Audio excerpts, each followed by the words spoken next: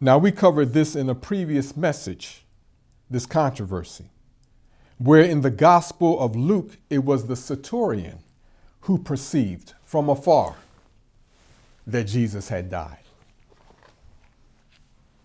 It was also the centurion who affirmed for Pontius Pilate that Jesus was dead. So the centurion was at the helm.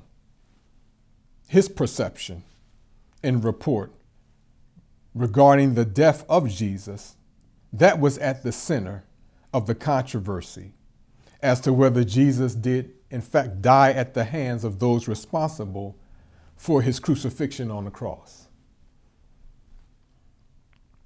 And since this same Messiah is prophesied to return as the Christ, then these events cannot and do not cover a span of 2,000 years. No man has lived for 2,000 years.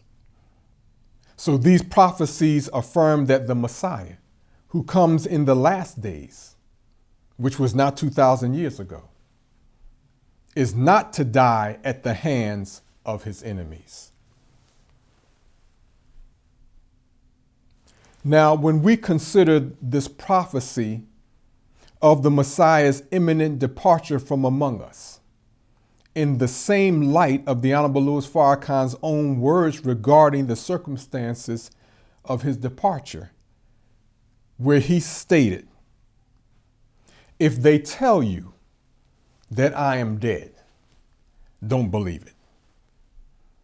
He said that or something similar to that on a few occasions, if we're listening. Well, then several considerations come to mind.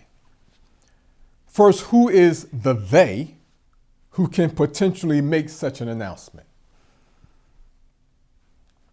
Second, this they clearly do not believe in the Messiah's own words regarding his departure and return.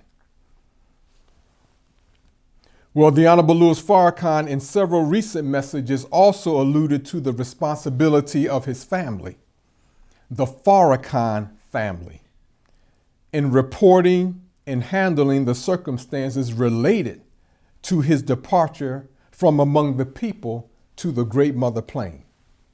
So it is doubtful that this they refers to the Farrakhan family, the family of the Honorable Louis Farrakhan. And by the Farrakhan family, I'm referring to Mother Khadijah Farrakhan and her children, whom we, as the world, have seen sitting up front on stage during the Honorable Louis Farrakhan's many Savior's Day addresses over the last several decades. 4.